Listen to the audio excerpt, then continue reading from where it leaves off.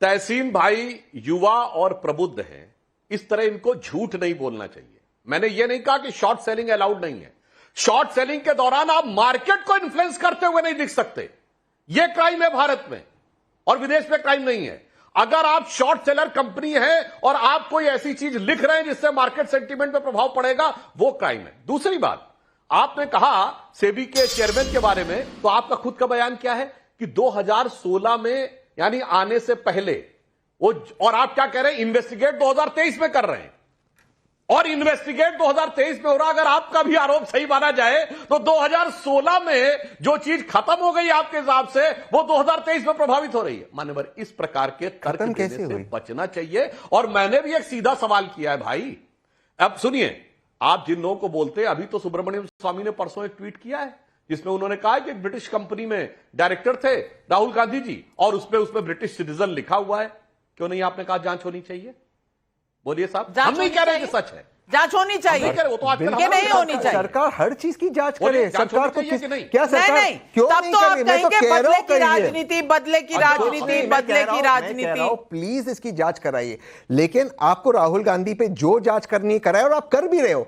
मेरा सवाल जो है कि क्या ये कॉन्फ्लिक्ट ऑफ इंटरेस्ट नहीं है कि जो व्यक्ति इन्वेस्टिगेट कर रहा है उसी के पैसे और उसी की कंपनी में, ये बहुत सिंपल सवाल है। ये बहुत सिंपल सवाल है। नहीं, आज हम यहां बैठे हैं, हम जैसे लोग जो पत्रकार होते हैं वो कभी किसी कंपनी में नहीं इन्वेस्ट करते, म्यूचुअल फंड में करते हैं। अब वो म्यूचुअल फंड किस कंपनी में इन्वेस्ट करता है? आपका म्यूचुअल फंड ऑफशोर होता है मैम? क्या वो ऑफशोर था, टैक्स हेवन था? ये सवाल है। क्या उसमें एक कंपनी जिसको तहसीन पूनावाला जी, आप शायद थोड़ा भूल रहे हैं कि मेरी जो मास्टर्स की डिग्री है इकोनॉमिक्स की, बिल्कुल है आपकी। और ऑफशोर के इन्वेस्टमेंट, क्योंकि माधवी बुश सिंगापुर में काम करती थी, उनको अलाउड, सिंगापुर में रहती थी तो सिंगापुर के टैक्स लॉज से गवर्न होती थी, टैक्स वहां पे करती थी। और अब सेबी ज्वाइन करने से पहले वो क्या करती थी वो अलग बात है। एक इंडियन कंपनी में पैसा डाल रही है। मुझे लगता है तहसीन पूनावाला जी, आप एक पॉइंट को इतना आगे ले जा रहे हैं जिसका जो इन्वेस्टिगेशन है वो सुप्रीम कोर्ट की निगरानी में हो चुका है, लेकिन आपको तसल्ली नहीं होगी, आपको कभी तसल्ली नहीं होगी। और राजकुमार भाटी जी, सवाल इस बात का है कि हर बार जो सुधांशु जी ने सवाल उठाया, हर उस कंपनी, हर उस फॉरेन इंडिविजुअल का कनेक्शन आके कांग्रेस से क्यों मिल जाता है, जो पहले भी इन संदिग्ध ट्रांजैक्शंस में सुनाई दिया है, दिखाई दिया है, और कई ऐसे स्कैम इस देश में उजागर हुए हैं।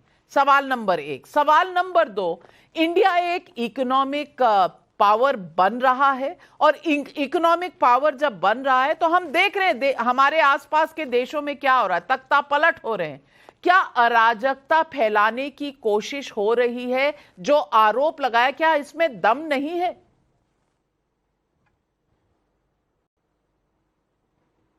नाविका जी, मैं बड़ी ईमानदारी से पहले तो ये बता दूं कि इकोनॉमिक्स की ज़्यादा बारीकियों को मैं नहीं जानता। मैं सेबी और हिंडनबर्ग की कार्यशैली के बारे में भी मुझे ज़्यादा जानकारी नहीं है, लेकिन मैं इतना ज़रूर देख रहा हूँ लगातार कि जब हिंडनबर्ग या कोई विदेशी एजेंसी अडानी समूह पर या किसी उद्योगपति पर कोई संदेह जाहिर करती है तो उसके बचाव में पूरी भारतीय जनता पार्टी और पूरी सरकार आ जाती है। और जब विपक्ष सरकार के ऊपर कोई हमला करता है तो उसके बचाव में सारी मीडिया आ जाती है, और तमाम सवाल केवल विपक्ष से पूछे जाते हैं। कोई जनहित में या राष्ट्रहित में एक बार भी ये भी तो कह देना चाहिए, अगर कहीं संदेह है तो सरकार जांच करा ले, जैसा कि विपक्ष मांग कर रहा है कि जेपीसी से जांच करा ली जाए इसकी।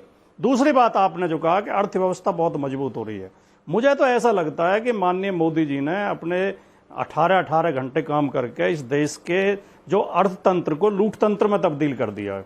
इस देश की अर्थव्यवस्था अगर मजबूत हो रही है तो उसका फायदा बहुत मुट्ठी भर लोगों को, जो उंगलियों पर गिने जा सकते हैं, उनको है। जो लेटेस्ट इकोनॉमिक सर्वे आए हैं वो भी सोरी सारा करते हैं कि देश की 22% प्रॉपर्टी 1% लोगों के पास है, और नीचे के 50% लोगों के पास मात्र 15% प्रॉपर्टी है। अभी आरबीआई का एक सर्वे आया, आरबीआई जो सर्वे कराता है उसमें 75% लोगों ने ये कहा है कि हमारी इनकम घटी है और खर्चे बढ़े हैं। हमारी परचेजिंग पावर कम हुई है, क्रय शक्ति कम हुई है, ये स्थिति है। सरकार खुद कहती है कि देश में 80 करोड़ लोगों को हम राशन दे रहे हैं, फ्री राशन, और अगले 5 साल तक भी देंगे। जिस देश के 80 करोड़ लोग फ्री राशन की लाइन में लगते हों, क्या उस देश की अर्थव्यवस्था को मजबूत कहा जा सकता है? मुझे तो वो अदम गोंडवी जी बहुत प्रिय शायर हैं सुधांशु जी के। सुधांशु जी अक्सर उन्हें कोट करते रहते हैं, उनके कुछ पंक्तियां याद आती हैं जो उन्होंने 20-25 साल पहले लिखी थी, लेकिन आज पूरी तरह सार्थक वो हो रही हैं कि 100 में 70 आदमी फिलहाल जब नासाद है तो दिल पे हर रख के हाथ कहिए देश क्या आजाद है। और मुल्क के मेयार को, कोठियों से मुल्क के मेयार को मता किए, असली हिंदुस्तान तो फुटपाथ पे आबाद है। ये जो कोठियों से देश का 2-4 अडानी अंबानी 2-4 इंडस्ट्रीज के शेयर बढ़ गए हो, उनकी प्रॉपर्टी बढ़ गई हो, इससे देश की अर्थव्यवस्था का पता नहीं चलता। देश की अगर अर्थव्यवस्था मजबूत हो रही है तो देश के ऊपर विदेशी कर्ज लगातार क्यों बढ़ता जा रहा है? रुपए की कीमत लगातार कम क्यों होती जा रही है? हाँ, हमारा जो काला धन है शीर्ष बैंकों में वो लगातार क्यों बढ़ रहा है? हम प्रति व्यक्ति आय में लगातार गिरते क्यों जा रहे हैं? मैं एक कोई रिपोर्ट देख रहा था कि प्रति व्यक्ति आय जो अमेरिका में है, प्रति व्यक्ति आय उसकी आधे तक पहुंचने में हमें 75 साल लगेंगे अभी आधे तक पहुंचने में।